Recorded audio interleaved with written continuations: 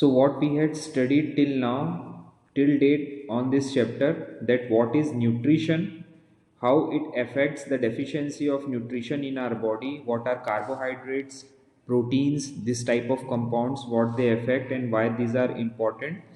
तो न्यूट्रिशन की इस स्लाइड में अपन ने आगे ये देखा था कि कैसे न्यूट्रिशन हमारे शरीर के लिए इम्पॉर्टेंट होता है, साइंटिफिकली हमारे शरीर के ग्रोथ के लिए कौन कौन सी चीज़ें इसमें ज़रूरत होती है, ये हमारे शरीर में किस तरह से इफेक्ट डालता है। रोल ऑफ न्यूट्रिशन में अपन ने देखा था कैसे ये हमारे ग्रोथ के लिए, डेवलपमेंट के लिए इम्पॉर्टेंट होता है, इससे कौन कौन सी डेफिशिएंसी होने से कौन कौन सी बीमारियां हो सकती है, रेजिस्टेंस को ये कैसे रोकता है, मॉर्टलिटी और मॉर्बिडिटी में कैसे हमारी हेल्प करता है।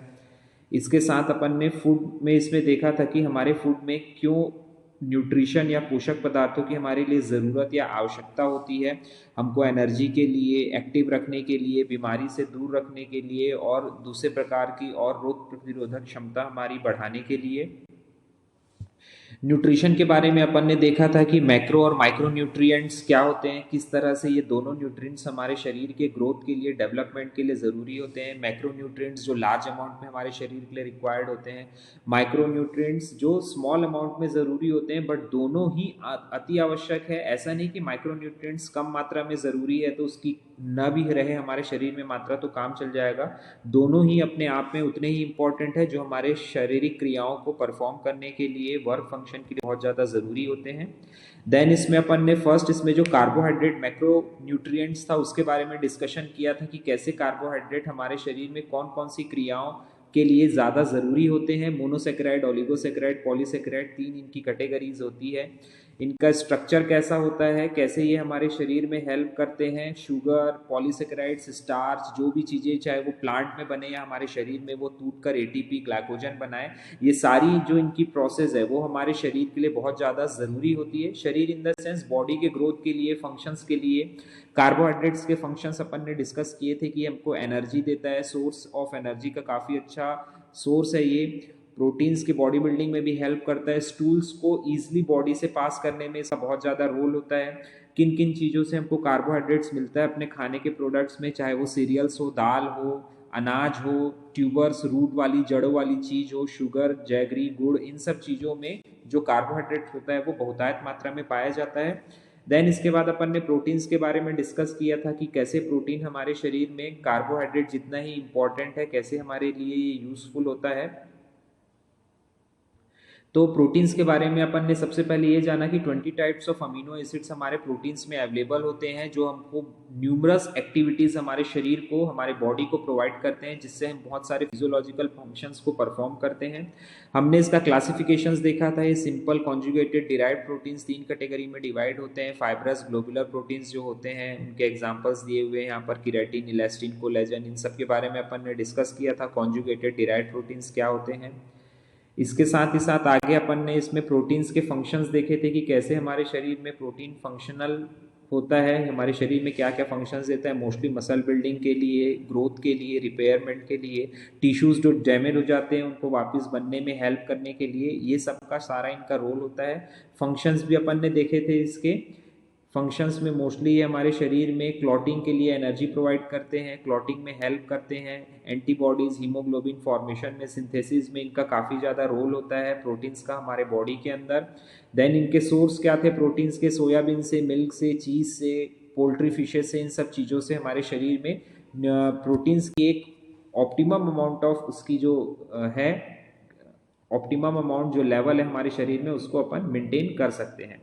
तो अब अपन लिपिड्स के बारे में आज शुरू करते हैं टॉपिक यहाँ से कि लिपिड्स क्या होते हैं। अभी तक अपन ने कार्बोहाइड्रेट, प्रोटीन जो मैक्रो न्यूट्रिएंट्स है उनके बारे में देखा। अब लिपिड्स के बारे में अपन देखेंगे। These are the heterogeneous group of organic compounds. Organic compounds यानी नेचुरल कंपाउंड से होते हैं, जो हेट्रोजीनस यानी अलग अलग प्रकार के मॉलिक्यूल से मिलकर बने होते हैं। They are insoluble in water, soluble in non polar organic solvents. जो लिपिड्स होते हैं वो पानी में घुलनशील नहीं होते। लिपिड्स आप जनरल फैट और ऑयल से समझ सकते हो। जो तेल होता है, जो वैक्स होते हैं, वो पानी में घुलनशील नहीं होते, वही लिपिड्स होते हैं। ऑर्गेनिक सॉल्वेंट्स जैसे अल्कोहल, एस्टर्स, एल्डिहाइड्स, कीटोन्स के जो और भी जो कंपाउंड्स हैं, उन सब सोल्यूशंस में ये लिपिड्स घुलनशील, डिजोल्व हो जाते हैं। The naturally occur in most plants, animal, micro organisms and used as a cell membrane components. ये बहुत सारे लिविंग ऑर्गेनिजम्स में, प्लांट्स में, ह्यूमन बींग्स में पाए जाते हैं। जो हमारी प्रोटेक्टिव लेयर, म्यूकस मेम्ब्रेन्स वगैरह बनी होती है वो लिपिड्स की ही बनी होती है, सेल मेम्ब्रेन के कंपोनेंट से बनाते हैं। एनर्जी स्टोरेज मॉलिक्यूल्स, जब हमारे शरीर में ग्लूकोज की एक्स्ट्रा क्वांटिटी हो जाती है तो ग्लूकोज को ग्लाइकोजन के फॉर्म में इसी फैट सेल्स में, स्केलेटल मसल्स में स्टोर करके रखा जाता है।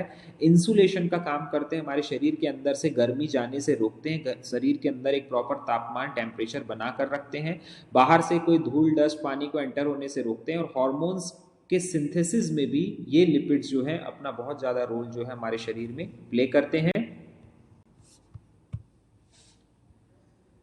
देन अब अपन इसमें क्लासिफिकेशन ऑफ लिपिड्स के बारे में देखेंगे कि कैसे लिपिड्स को क्लासिफाई कर सकते हैं, किन किन कैटेगरी में हम लिपिड्स के बारे में पढ़ते हैं। पहला इसमें अपना क्लासिफिकेशन है सिंपल लिपिड्स। ये सिंपल लिपिड्स अब क्या होते हैं, पहले क्लासिफिकेशन में, these are fats and oils which yield fatty acids and glycerol upon hydrolysis। ये जो सिंपल लिपिड्स होते हैं ये फैट्स और ऑयल्स में डिफ्रेंशिएट या हाइड्रोलिसिस हो जाते हैं फैटी एसिड्स और ग्लिसरॉल के साथ रिएक्शन करने पे। Both types of compounds are called triglycerol. इनको एक साथ यानी फैटी एसिड्स और ग्लिसरॉल्स को एक साथ अपन ट्राइग्लिसरॉल्स बोलते हैं, क्योंकि ये एस्टर्स होते हैं फैटी एसिड्स के जो ग्लिसरॉल और ट्राईहाइड्रोक्सी अल्कोहल से मिलकर बने होते हैं। A fat it is solid at 25 degree Celsius. Room temperature पे 25 डिग्री सेल्सियस जो कॉमन रूम टेम्परेचर होता है उस पर अगर आप कोई फैट, सॉलिड, वैक्स आप रखोगे तो वो उसी अवस्था में रहेगा, लेकिन अगर उसका टेम्परेचर आप इंक्रीज करोगे तो ये मेल्ट होना शुरू हो जाएगा, ऑयल में कन्वर्ट हो जाता है हमारा fat. These differences in melting point reflect differences in the degree of unsaturation of constituents of fatty acids। ये जो डिफरेंस है हमारे फैट्स में, ऑयल्स में जो सॉलिड से लिक्विड बनता है, कितने समय में, कितने टेम्परेचर में वो लिक्विफाई होगा, ये डिपेंड करता है कि उनकी चेन सैचुरेटेड कितनी, अनसैचुरेटेड है, कितने अमाउंट ऑफ मॉलिक्यूल्स उनमें बाइंड है। जितने हैवी मॉलिक्यूल्स उनमें बाइंड होंगे उनका मेल्टिंग पॉइंट जो है वो बढ़ जाएगा, यानी उनको ज़्यादा देर तक गर्म करना पड़ेगा तब वो पिघलेंगे। So this are the simple lipids जिसमें फैट्स और ऑयल्स आते हैं। इसी में ही दूसरी जो कैटेगरी है वैक्स की, this is an ester of long chain alcohol. Alcohol के लॉन्ग चेन के एस्टर से बने होते हैं ये वैक्स। फैटी वैक्स से आप कैसे समझ सकते हो आप, जैसे मधुमक्खी का जो छाता होता है उस छाते के अंदर जो व्हाइट कलर की चीजें प्रेजेंट होती है उसको अपन वैक्स बोलते हैं। इसके अलावा वैक्स का कॉमन एग्जांपल और कहाँ पर देखे हैं आप लोग, जैसे बॉडी में हेयर रिमूव करने के लिए वैक्स वगैरह जो आते हैं वो सब वैक्स की कैटेगरी में है। ऐसे स्टिकिंग कंपाउंड होते हैं जिनको बहुत विस्कस होते हैं, ये कंपाउंड बॉडी पर अप्लाई किया जाता है। जैसे कोकोनट ऑयल भी अगर ठंड में जब जम जाता है तो वो वैक्स जैसा दिखने लगता है, बट ओरिजिनली वो ऑयल रहता है, गर्म करने पर अपने ऑयल की कंडीशन में वो आ जाता है। So all this compounds are the simple lipids, जिनमें चेन जो होती है 12 to 34 कार्बन चेन्स इनमें वैक्स में बनी होती है। इससे ज्यादा चेन के भी ये हो सकते हैं। सेकेंड इसमें अब जो अपना कंपाउंड है वो है क्लासिफिकेशन ऑफ लिपिड्स का सेकेंड कैटेगरी, जिसमें अपन कंपाउंड लिपिड्स और डिराइव्ड लिपिड्स के बारे में देखेंगे। ये तीन तरीके से अपन लिपिड्स को कैटेगराइज कर सकते हैं। तो कंपाउंड लिपिड्स क्या होते हैं, this are the phospholipids which yield fatty acids, glycerols, amino alcohol, sphingosine, phosphoric acid and nitrogen containing alcohol upon hydrolysis. इस तरीके के लिपिड को जब हाइड्रोलिसिस किया जाएगा तो तरह तरह के कंपाउंड्स इसमें जो है वो आइसोलेट होते हैं, चाहे वो फैटी एसिड्स हो, ग्लिसरॉल, यानी कई तरीके के कंपाउंड से मिलकर बना होता है ये फैटी कंपाउंड लिपिड्स। जैसे ग्लिसरोफॉस्फोलिपिड्स, ग्लिसरीन, फॉस्फोरिक एसिड, इन सब से मिलकर बना हुआ ये ग्लिसरोफॉस्फोलिपिड। स्फिंगोफॉस्फोलिपिड जस्ट लाइक दैट। जो ग्लाइकोलिपिड्स होते हैं which yield fatty acids, sphingosine, glycerol and carbohydrates upon hydrolysis। The examples are glyceroglycolipids and sphingoglycolipids। तो ये जो कंपाउंड लिपिड्स होते हैं उनको ये बताया गया है कि ये कंपाउंड्स को हाइड्रोलिसिस करने पर दो या दो से अधिक कंपाउंड्स ये जो हैं वो प्रोड्यूस करते हैं। So that's comes under the compound lipid category. Third जो अपना है derived lipid, hydrolysis product of simple and compound lipids it's called derived lipid. जब सिंपल और कंपाउंड लिपिड को हाइड्रोलिसिस किया जाएगा तो उनके डेरिवेशन से जो कंपाउंड बनेगा उनको अपन डिराइव्ड लिपिड कहेंगे। They include fatty acid, glycerol, sphingosine and steroid. यानी दोनों ही सिंपल और कंपाउंड लिपिड्स को जब हाइड्रोलिसिस करने पर अगर कोई कंपाउंड जो बनता है जो डेरिवेशन से बनाया जाता है उसको अपन डिराइव्ड लिपिड कहेंगे। Steroid derivatives are phenanthrene structure. They are quite different from lipid but made up of fatty acids. Phenanthrene structure का मतलब क्या होता है? इनका स्ट्रक्चर कॉमन सिंपल लिपिड से काफी अलग होता है, लेकिन ये लिपिड्स ही होते हैं। They are differ from lipids made up of fatty acids. यानी fatty acids के चैन इनमें आपस में जुड़कर अनसैचुरेटेड कंडीशन में ये काफी लॉन्ग चैन बनाते हैं जो अपने पेरेंट डिराइव्ड लिपिड से थोड़े अलग होते हैं। So these were the three categories of lipids जिसमें सिंपल, कंपाउंड और डिराइव्ड लिपिड्स के बारे में अपन ने देखा। अब इसका स्ट्रक्चर देखिए आप, राइट हैंड साइड में जो फॉस्फेटिडाइल कोलिन का जो स्ट्रक्चर है उसमें कोलिन ऊपर जुड़ा हुआ है, फॉस्फेट ग्रुप उसके नीचे है, देन ग्लिसरॉल से ये चैन बंधी हुई है और फैटी एसिड की लॉन्ग चैन है। ये फैटी एसिड्स की चैन ही कम ज्यादा होती है तो लिपिड्स के अलग अलग कंपाउंड्स बनते हैं। Mostly they contains two molecules. First one is the glycerol and second one is the fatty acid. तो ये lipids में पहले fatty acids है जो saturated और unsaturated में डिवाइड होते हैं। fatty acids में जैसे आप लोगों ने केमिस्ट्री में भी पढ़ा होगा C triple bond C, double bond C, single bond C ऐसा आता है। तो जितना ज़्यादा अनसेचुरेशन उनमें बढ़ते जाएगा उतने बॉन्ड उसमें बढ़ते जाते हैं।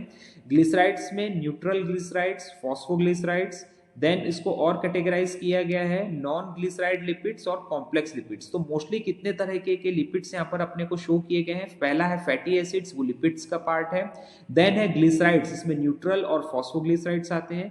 देन उसमें नॉन ग्लिसराइड लिपिड्स में वैक्स, स्फिंगोलिपिड्स, स्टेरॉइड्स ये सब आते हैं। देन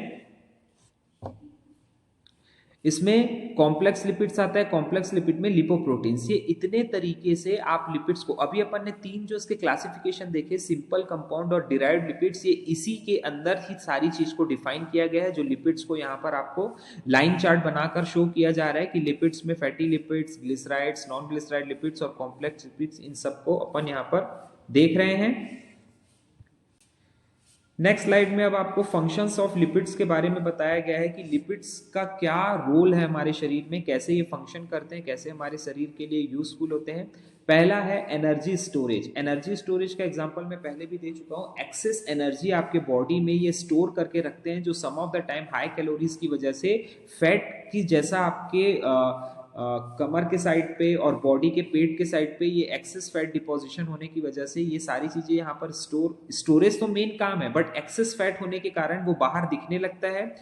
और जब अपने को जरूरत होती है, जब अपन फास्ट करते हैं, उपवास करते हैं, खाना नहीं खा पाते, तो यही जो फैट्स हैं यहाँ पर जो ग्लाइकोजन होता है वो ग्लूकोज में कन्वर्ट होता है और हमारे शरीर को एटीपी देता है, एनर्जी देता है। मेकिंग बायोलॉजिकल मेम्ब्रेन, हमारे शरीर की जो बायोलॉजिकल मेम्ब्रेन होती है। अब बायोलॉजिकल मेम्ब्रेन क्या होती है?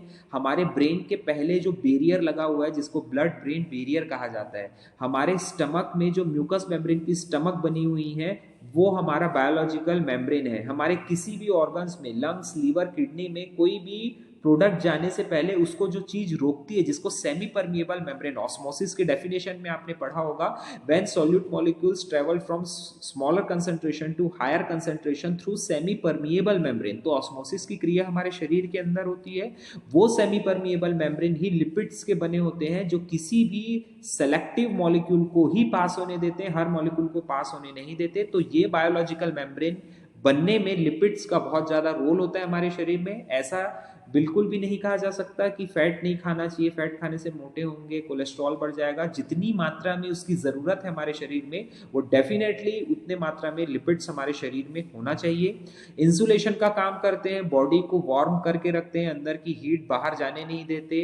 ये इंसुलेशन का काम भी लिपिड्स बहुत अच्छे से प्ले करते हैं हमारे शरीर में।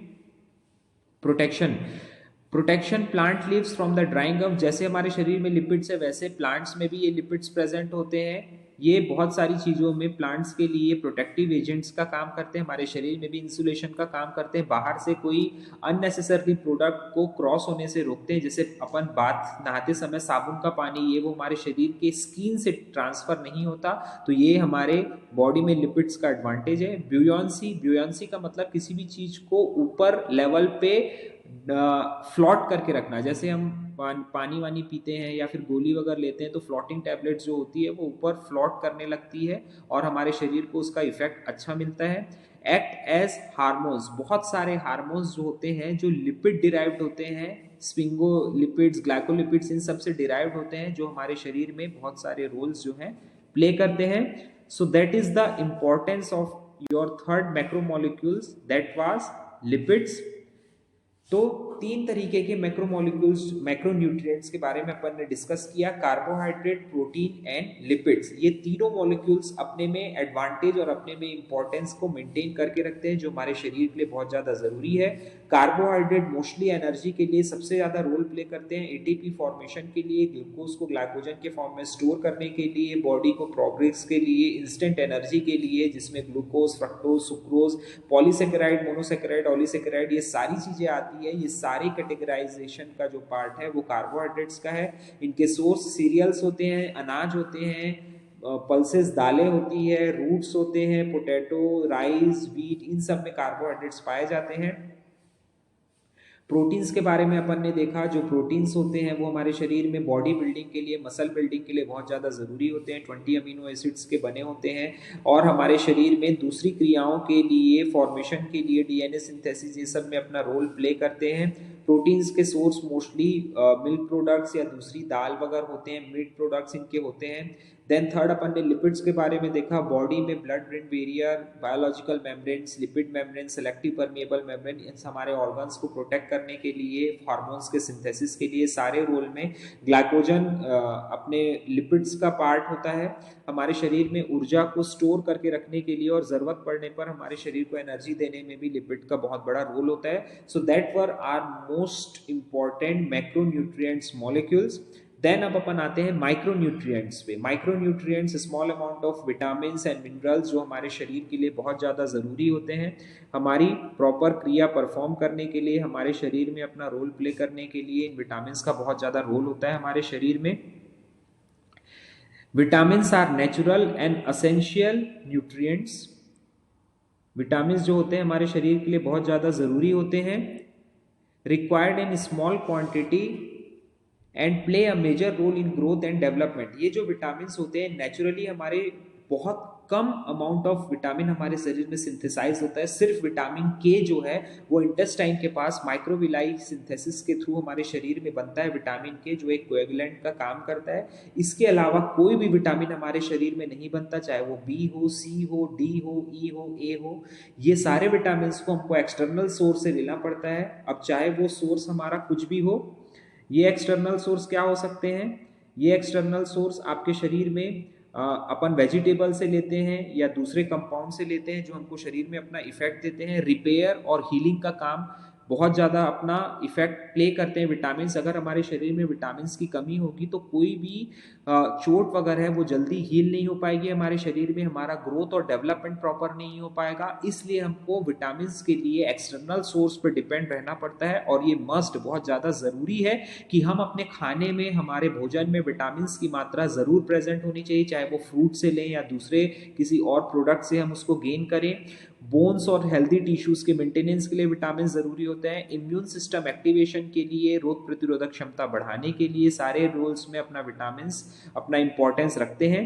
The essential organic compounds have diverse biochemical functions. इनके कई तरीके के केमिकल फंक्शंस हमारे शरीर में होते हैं। बायोकेमिकल्स यानी कार्बोहाइड्रेट, लिपिड्स, फैट्स का प्रोसेस करना, हमारे शरीर में एनर्जी प्रोड्यूस करना, एंजाइम्स, हार्मोन्स को रिलीज करना, बहुत सारे रिएक्शंस परफॉर्म करना हमारे शरीर में। तो विटामिन उसमें बहुत ज़्यादा रोल प्ले करते हैं। दो तरीके से अपन विटामिन को कैटेगराइज कर सकते हैं, fat soluble vitamin and water soluble vitamin. ये कॉम्पिटिटिव एग्जाम का काफ़ी अच्छा क्वेश्चन है, ये हमेशा आप लोग ध्यान रखेंगे। विटामिन दो कैटेगरीज में डिवाइड होते हैं, जो फैट सोल्यूबल होते हैं, फैट रिलेटेड चीज़ों में सबसे ज़्यादा प्रेजेंट होते हैं, ADE के, और वाटर सोल्यूबल जो हमारे शरीर में घुलनशील वाटर की कंडीशन में होते हैं, वो B और C कॉम्प्लेक्स। तो इनके नाम भी आप लोगों को पते होंगे। पता होगा। जैसे ए रेटिनॉल होता है हमारा, डी जो है ये कैल्सिटोनिन की कैटेगरी में आता है, ई को अपन टोकोफेरॉल बोलते हैं, के को फाइलोक्विनोन बोलते हैं।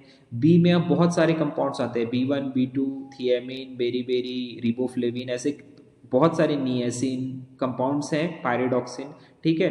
देन सी में अपना एस्कॉर्बिक एसिड है। तो ये सब विटामिन का एग्जॉस्टिवली रोल आप बायोकेमिस्ट्री में पढ़ेंगे अपन सेकेंड ईयर में, यहाँ पर सिर्फ अपने को इंट्रोडक्टरी पार्ट ही इसका देखना है।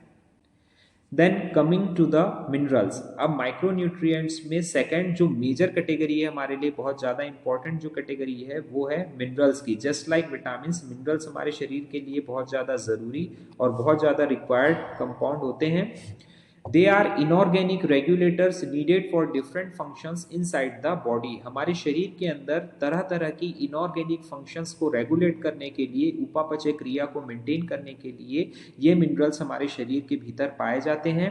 Do not provide energy but are involve in the generation of energy through their metabolic functions. ये मिनरल्स जो होते हैं, कैल्शियम, पोटेशियम, मैग्नीशियम, आयरन, ये सब मिनरल्स जो हमारे शरीर में some of the time earth crust के नीचे भी बहुत सारे मिनरल्स पाए जाते हैं, हमारे फूड प्रोडक्ट्स में भी मिनरल्स प्रेजेंट होते हैं। तो ये हमारे शरीर में डायरेक्टली एनर्जी प्रोड्यूस नहीं करते, लेकिन बहुत सारे मेटाबॉलिक फंक्शंस में अपना रोल प्ले करते हैं, जिसकी वजह से हमको शरीर में ऊर्जा और शक्ति मिलती है। They are the good medium for the protoplasmic activity, that is permeability of cell membrane and normal functioning of the cell. हमारे सेल की पारगम्यता, हमको यूकैरियोटिक सेल, एनिमल सेल, हम सबको पता है कि उसमें सेल वॉल होती है, सेल मेम्ब्रेन होती है, साइटोप्लाज्म होता है, उसके अंदर एंडोप्लाज्मिक रेटिकुलम होता है, न्यूक्लियोप्लाज्म के न्यूक्लियोलस के अंदर होता है डीएनए आरएनए की सिंथेसिस होती है। ये पूरा यूकैरियोटिक सेल स्ट्रक्चर हमको पता है। तो उस सेल स्ट्रक्चर के परमिएबिलिटी को मेंटेन करने के लिए क्या मॉलिक्यूल्स हमारे सेल के अंदर जाएगा, क्या नहीं जाएगा, तो ये सेलेक्टिव परमिएबिलिटी में मिनरल्स का बहुत ज्यादा रोल होता है। इसकी फंक्शनिंग की वजह से सेल मेम्ब्रेन बहुत अच्छे से काम करती है। Irritability of the muscles and nerve fibres को होने से ये रोकती है मिनरल्स हमारे शरीर में। मेंटेनिंग बॉडी फ्लूइड बैलेंस, हमारे शरीर में ऑस्मोटिक प्रेशर को बनाए रखने में भी ये मिनरल्स का बहुत ज़्यादा रोल होता है, ताकि उचित मात्रा में हमारे शरीर में किसी भी प्रॉपर मॉलिक्यूल्स की जो क्वांटिटी है वो मेंटेन रहे। देन इसमें मिनरल्स में ही आगे बताया जा रहा है regulation of acid base balance for structural units. Bones और टीथ के रेगुलेशन के लिए, हमारे शरीर में proper amount of acid and base के बैलेंस को मेंटेन करने के लिए भी, रखने के लिए भी हमारे शरीर में ये मिनरल्स प्रॉपर अमाउंट में पाए जाते हैं। Haemoglobin and thyroxine formation are cofactors in the enzymatic reactions. ये हीमोग्लोबिन और thyroxine, haemoglobin we all know that oxygen carrying compound, thyroxine thyroid compound में पाया जाता है। थायरोक्सिन हमारे शरीर में आयोडीन के लेवल के थ्रू मेंटेन करता है थायरोक्सिन। तो इनके फॉर्मेशन में भी मिनरल्स का बहुत ज़्यादा रोल होता है। हीमोग्लोबिन में हीम प्रोटीन यानी मैग्नीशियम कंपाउंड होता है, थायरोक्सिन में iron compound, iron mineral present होते हैं। इनके प्रेजेंस होने की वजह से ही ये अपने डिराइव्ड प्रोडक्ट में कन्वर्ट हो पाते हैं, जो हमारे शरीर में प्रॉपर वे में इफेक्ट करते हैं।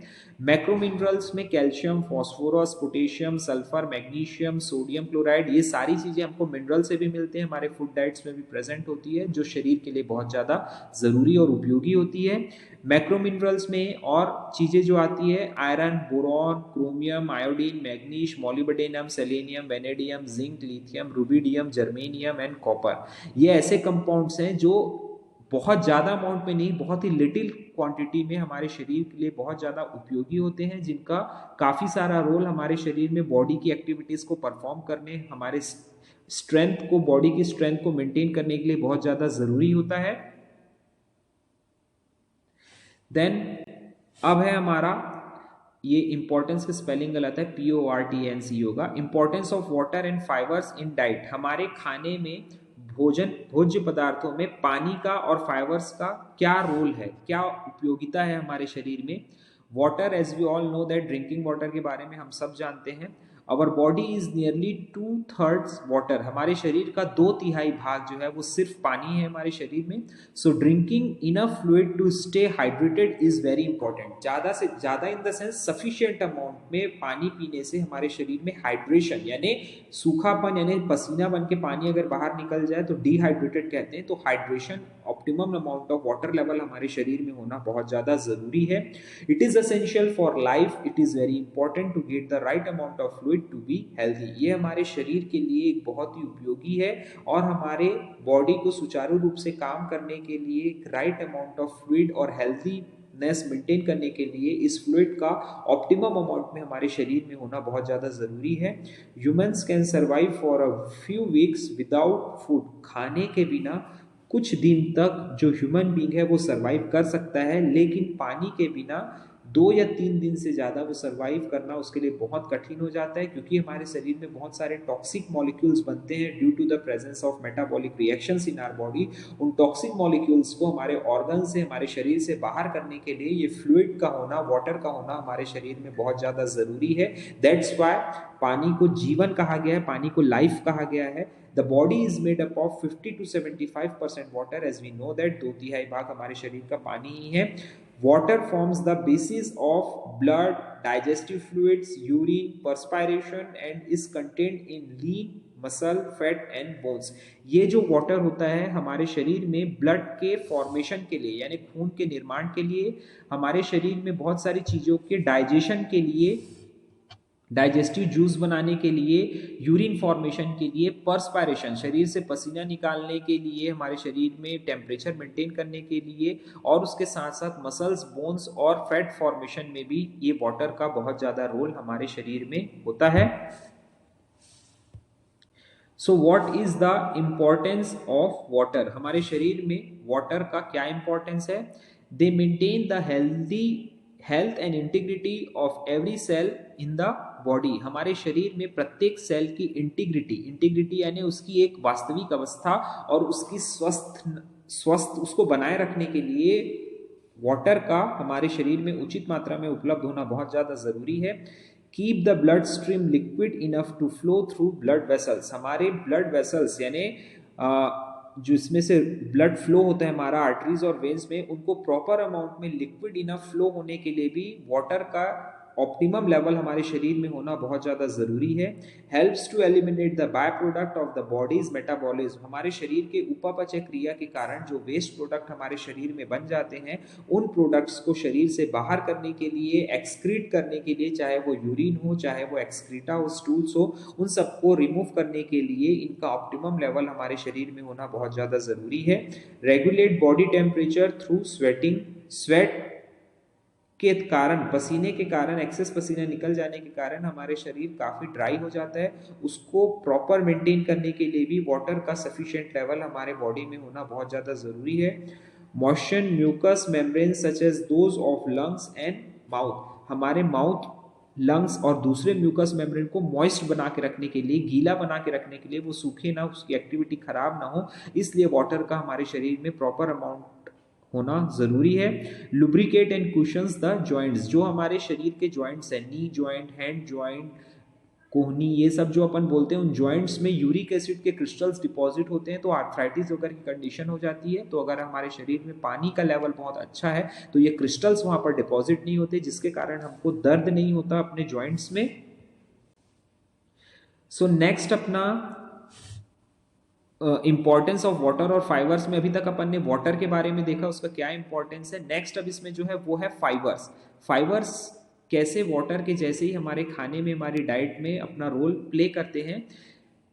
Fibres is mostly in vegetables, fruits, whole grains and legumes. ये हमारे खाए जाने वाले प्रोडक्ट्स में, सब्जियों में, फलों में, ग्रेन्स दानों में, और लेग्यूम्स ये पीस, पल्सेस, ये सारी चीज़ों में बहुत ज़्यादा अमाउंट में फाइबर्स प्रेजेंट होते हैं। फाइबर्स के 2 टाइप्स होते हैं, fibre soluble and insoluble, both play important roles in healthy individual. Water soluble और नॉन वाटर सोल्यूबल फाइबर्स दोनों ही हमारे शरीर में अपना रोल प्ले करते हैं, जो हमारे शरीर के लिए बहुत ज़्यादा उपयोगी होते हैं। इनसोल्यूबल फाइबर में हम क्या देखते हैं? They does not dissolve in water, add bulks to the stool. ये पानी में आसानी से डिसॉल्व नहीं होते ये फाइबर, एंड एड बग्स, हमारे स्टूल्स को आसानी से पास होने के लिए, शरीर से बाहर जाने के लिए इन फाइबर्स का बहुत ज़्यादा रोल होता है। ये कॉन्स्टिपेशन से रोकते हैं, हमारी सोच को बहुत प्रॉपरली और ईजिली हमारे शरीर से बाहर करते हैं, वोल व्हीट फ्लोर यानी आटा, गेहूं का आटा कहा जा रहा है। व्हीट ब्रांस, ये चोकर निकलता है व्हीट गेहूं से। नट्स यानी दाने, फली। बीन्स, ये पल्सेस वगैरह जो बीन्स वगैरह आती हैं। वेजिटेबल, सब्जियों में cauliflower, green beans. Potatoes are good source of insoluble fibres, ये ऐसे फाइबर्स हैं जो सोर्स से हमको मिल रहे हैं जो पानी में घुलनशील नहीं होते, लेकिन हमारे शरीर में हमारे प्रॉपर मेटाबॉलिक प्रोसेस में अपना बहुत अहम रोल प्ले करते हैं। सोल्यूबल फाइबर्स में क्या आते हैं, ये जेल लाइक सब्सटेंस, पानी को अब्जॉर्ब करके जेल लाइक सब्सटेंस बना लेते हैं जो डाइजेस्टिव सिस्टम में हमको बहुत ज़्यादा रोल प्ले करते हैं। दे में हेल्प लोअर कोलेस्ट्रॉल लेवल, हमारे शरीर में कोलेस्ट्रॉल के हाई लेवल को भी ये कम करते हैं। And regulate the blood sugar level, हमारे शुगर लेवल को रेगुलेट करके रखते हैं ताकि एक्सेस शुगर हमारे ब्लड में ना बढ़े। Soluble fibre is found in oats, जो ओट्स हम खाते हैं उसमें उचित मात्रा में, बहुत हाई अमाउंट में ओट्स में फाइबर्स प्रेजेंट होते हैं। पीज में, बीन्स में, एप्पल्स, साइट्रस फ्रूट्स में, कैरोट्स, बार्ली एंड साइलियम, ये इतने सारे प्रोडक्ट्स में, फ्रूट्स में एक high amount of soluble fibres हमारे फूड्स में प्रेजेंट होते हैं जो हमारे शरीर के प्रॉपर मेंटेनेंस के लिए, उसकी फंक्शनिंग के लिए बहुत ज़्यादा ज़रूरी होते हैं। नेक्स्ट इसमें क्या है, benefits of high fibre diet. High fibre diet लेने से हमको क्या फ़ायदे हैं, हमारे शरीर में क्या उपयोगिता है। नॉर्मलाइज द बॉवेल मूवमेंट, हमारा जो प्रॉपर डिफिकेशन होता है वो अच्छे से, टॉक्सिसिटी रिमूव होने के लिए वो स्टूल्स जो है हमारे शरीर से पास होगा, इसके लिए हमको कोई एडिटिव चीज़ लेने की ज़रूरत नहीं है। हमको हमारे डाइट में ही हाई फाइबर जो प्रोडक्ट्स हैं उनको इन्वॉल्व करना है। लो कोलेस्ट्रॉल लेवल, हमारे शरीर में कोलेस्ट्रॉल लेवल ऑप्टिमम मेंटेन करके रखते हैं। ब्लड कंट्रोल शुगर लेवल, हमारे शरीर में एक्सेस ग्लूकोज को ग्लाइकोजन के फॉर्म में स्टोर करने में ये फाइबर कंपाउंड्स जो हैं बहुत ज़्यादा रोल प्ले करते हैं। Aids in achieving a healthy weight, हमारे शरीर में एक अच्छा वेट गेन करने के लिए, अच्छा वेट गेन करना है ना, जो हमारे हाइट के हिसाब से, एज के हिसाब से जितना वेट हमको चाहिए वो मेंटेन करने के लिए भी हाई फाइबर रिच डाइट हमको लेना ज़रूरी है। हेल्प्स यू लिव लॉन्गर, और लंबे समय तक हमारी उम्र को मेंटेन करना और उसको अच्छे से सुचारू रूप से चलने के लिए ये फाइबर्स हमारे शरीर में उतना ही रोल प्ले करते हैं जितना प्रोटीन, विटामिन्स और दूसरे कंपाउंड्स हमारे शरीर के लिए ज़रूरी होते हैं। अब है बैलेंस्ड डाइट, किस तरह की डाइट हमारे शरीर के लिए उपयोगी होती है। A diet that contains adequate amounts of all the necessary nutrients required for healthy growth and activity, एक प्रॉपर अमाउंट में, जितनी मात्रा में हमको डाइट में विटामिन्स, प्रोटीन्स की ज़रूरत होती है, अगर वो हमारे भोजन में उपस्थित है तब हम उसको बैलेंस्ड डाइट कहेंगे। In the balanced diet contains sufficient amounts of fibres, various nutrients to ensure the good health, हमारे अच्छे स्वास्थ्य के लिए इनका उचित मात्रा में हमारे खाने में होना बहुत ज़रूरी है। They provide energy and adequate amount of water to a balanced diet should be both adequate and wholesome। उसी चीज को यहाँ पर डिफाइन कर रहा है कि आप जो खाना खा रहे हैं, चाहे वो प्रोटीन हो, न्यूट्रिएंट्स हो, विटामिन्स, फाइबर्स, फैट्स, जो भी हो, सबका प्रॉपर अमाउंट में आपके शरीर में होना जरूरी है, तभी आपका विकास और ग्रोथ उचित मात्रा में हमारे शरीर में होगा। Now the importance of balance diet, अगर हम बैलेंस डाइट लेते हैं तो उससे हमको क्या फायदा होता है। हेल्दी बॉडी और हेल्दी माइंड दोनों ही हमारे शरीर में मेंटेन रहते हैं अगर हमारा भोज्य पदार्थ जो है वो काफ़ी न्यूट्रिशियस हो। A balance diet is important to maintain the health and sensible body weight, हमारे शरीर में स्वास्थ्य और हमारा वजन दोनों को मेंटेन रखने के लिए एक हेल्दी डाइट, न्यूट्रिशियस डाइट लेना, बैलेंस डाइट लेना बहुत ज़रूरी है। Food must contain a sufficient amount of nutrients such as carbohydrate, fat, vitamins, minerals, ये इतने तरीके के माइक्रो एंड मैक्रो न्यूट्रिएंट्स जो अपन ने डिस्कस किए वो सारे हमारे भोजन में उपस्थित होना जरूरी है। तो अभी अपन ने वाटर और फाइबर्स के बारे में देखा कि हमारे खाने में ये वाटर और फाइबर्स का क्या इंपॉर्टेंस है, क्यों हमारे शरीर के लिए इतने ज़्यादा ज़रूरी होते हैं। देन अब है न्यूट्रिशन डेफिशिएंसी डिसीज, न्यूट्रिशन की कमी होने से हमारे शरीर में कौन कौन सी बीमारियां हो सकती हैं। A nutritional deficiency occurs when the body doesn't absorb और get from the food the necessary amount of nutrient, जो हम खाना खा रहे हैं अगर उससे खाने से हमारा शरीर प्रॉपर अमाउंट ऑफ न्यूट्रिशन नहीं ले पा रहा है, पोषक तत्व को अब्जॉर्ब नहीं कर पा रहा है, तो हमारे शरीर में इन न्यूट्रिशियस कंपाउंड की जो लेवल है वो कम हो जाएगा। Deficiency can lead to a variety of health problems, इनकी कमी से बहुत सारे प्रकार की स्वास्थ्य रिलेटेड बीमारियां हमारे शरीर में जन्म ले सकती है। दे कैन इंक्लूड डाइजेशन, जैसे अपचन हो जाना, स्किन डिसऑर्डर्स, खुजली, दाग, धब्बे, जलन, ये सब स्किन में शुरू हो सकते हैं। स्टंटेड और डिफेक्टिव बोन ग्रोथ, स्टंटेड का मतलब मुड़ी हुई हड्डी का ग्रोथ प्रॉपर नहीं होगा, ये सारी तकलीफें हो सकती है कैल्शियम की कमी से। इवेंट डिमेंशिया यानी भूलने की जो बीमारी होती है वो हमारे शरीर में हो सकती है। एज के अकॉर्डिंग, एज बढ़ने पर ये बीमारी और ज़्यादा आगे विकराल रूप ले सकती है। तो ये सब परेशानियां हमको शरीर में हो सकती है अगर हमारे खाने में proper amount of nutrition present नहीं है तो। देन इसमें है प्रोटीन डेफिशिएंसी डिसीज, प्रोटीन की कमी से होने वाली हमको क्या क्या बीमारियां शरीर में हो सकती है। पहला इसमें है मरासमस, अगर हमारे शरीर में प्रोटीन की कमी है तो ये मरासमस बच्चों में अक्सर देखा गया है, जो प्रोटीन की कमी से होती है ये disease. The causal factor may be due to the early replacement of mother's milk by other food और low protein and calorific value, अगर माँ के दूध को आप दूसरे फूड प्रोडक्ट से रिप्लेस कर देंगे जिसमें प्रोटीन कम है, कैलोरी कम है, तो बच्चे में प्रॉपर न्यूट्रिशन नहीं मिलेगा। रिप्लेस तब किया जाता है जब some of the times breast feeding में breast production milk production proper नहीं होता, अगर मदर में अगर दूध प्रॉपर नहीं आ रहा है तब बच्चों को अपन बाहर से सेरेलैक, नन प्रो, ये अलग जो डेरिवेटिव फार्मूला आते हैं वो बच्चों को दिया जाता है। लेकिन मिल्क के मदर मिल्क का कोई भी कंपैरिजन नहीं है, उसमें जो न्यूट्रिएंट्स, विटामिन्स, प्रोटीन्स होते हैं बच्चों के लिए बहुत ज़्यादा ज़रूरी होते हैं। तो अगर उनमें प्रोटीन लेवल की कमी है बचपन से तो बच्चों में ये मरासमस की डिसीज हो सकती है। इसके सिम्टम्स क्या होंगे? Stored fat tissues proteins are used for the production of energy and the infant develops a shriveled look, जो बच्चा होगा उसके शरीर के वसा से और टिश्यू से प्रोटीन की मात्रा को फुलफिल किया जाएगा, जिसकी वजह से बच्चा कमजोर दिखेगा, दुबला पतला दिखेगा।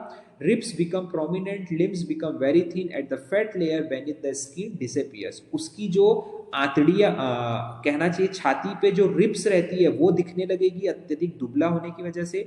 उसके जो लिम्स है, हाथ जो है बहुत पतले दिखने लगेंगे और स्किन की जो ऊपर की जो स्किन है वो काफ़ी पतली शेल दिखने लगेगी। ये सिम्टम्स है मरासमस कंडीशन के। फिजिकल मेंटल ग्रोथ रिटार्डेशन, बौद्धिक और शारीरिक रूप से वो बालक बहुत ज़्यादा कमजोर होगा। Severe diarrhoea and other digestive disorders, उसको डायरिया की प्रॉब्लम्स और डाइजेशन रिलेटेड बहुत ज़्यादा प्रॉब्लम्स उसके शरीर में होगी। This are the symptoms of marasmus. इसको दूर करने के लिए क्या करना चाहिए? प्रोटीन रिच डाइट देनी चाहिए जिसमें कॉम्बिनेशन हो गेहूं का, ग्राम यानी पल्स का, दालों का, पीनट का, मूंगफली का, सोयाबीन का, गुड़ का और दूसरे एनिमल प्रोटीन्स डाइट में मटन, चिकन, फिश, ये सारी चीज़ें मिला डाइट बच्चे को देने से जो मरासमस की कंडीशन है, प्रोटीन डेफिशिएंसी की कंडीशन है, उसको हम दूर कर सकते हैं। तो फर्स्ट अपनी जो कंडीशन थी वो मरासमस की थी। सेकंड प्रोटीन डेफिशिएंसी की जो कंडीशन है उसको क्वाशियोरकर बोलते हैं। ये भी प्रोटीन की कमी से होने वाली बीमारी है जो 1 से 3 साल तक के बच्चों में देखी गई है, जिनका 1 ग्राम प्रोटीन पर किलोग्राम बॉडी वेट के अकॉर्डिंग अगर कंजम्पशन नहीं है प्रोटीन का तो प्रोटीन की कमी उनके शरीर में दिखती है। इसमें क्या होता है? Growth is stunted and appetite is poor, जो विकास है वो काफ़ी धीमा होता है और भूख भी कम लगती है ऐसे बालकों बच्चों को। स्टमक गेट्स डिस्टेंटेड, यानी जो पेट है वो फूल जाएगा, भूख नहीं लगेगी, शरीर में अनाज नहीं लगेगा और उनके शरीर में प्रोटीन की कमी हो जाएगी। Patient develops match stick legs, match sticks legs यानी जो माचिस की तीली जैसी होती है ना, जिसमें लेग्स बहुत पतले होते हैं, मुड़े हुए से जैसे होते हैं, तो इस तरीके के उनकी जो पैर हैं वो पेशेंट के दिखने लगेंगे बच्चों के। The skin may become dark and start peeling off and hair may become full dull, lose its luster, जो उनका शरीर जो बाल वगैरह होंगे हेयर के वो काफ़ी ज़्यादा लश्यर रुखे दिखने लगेंगे, उनकी स्किन जो है वो काली पड़ जाएगी और पील ऑफ यानी झड़ने लगेगी स्किन बार बार सूखी होके। ये सारे सिम्टम्स जो हैं वो क्वाशियोरकर के पेशेंट्स में अक्सर दिखते हैं। इसको रोकने के लिए हम क्या कर सकते हैं? Bye including food rich in protein in the diet the disease can be cured. ठीक करने के लिए हाई प्रोटीन रिच डाइट देंगे, जिसमें gram, peanut, soybean, milk, egg, jaggery, ये सारे सोर्स जो हैं वो हमारे प्रोडक्ट में, फूड प्रोडक्ट्स में प्रेजेंट होंगे, जिसकी वजह से पेशेंट को काफ़ी अच्छे तरीके से प्रोटीन डेफिशिएंसी दूर की जा सकती है।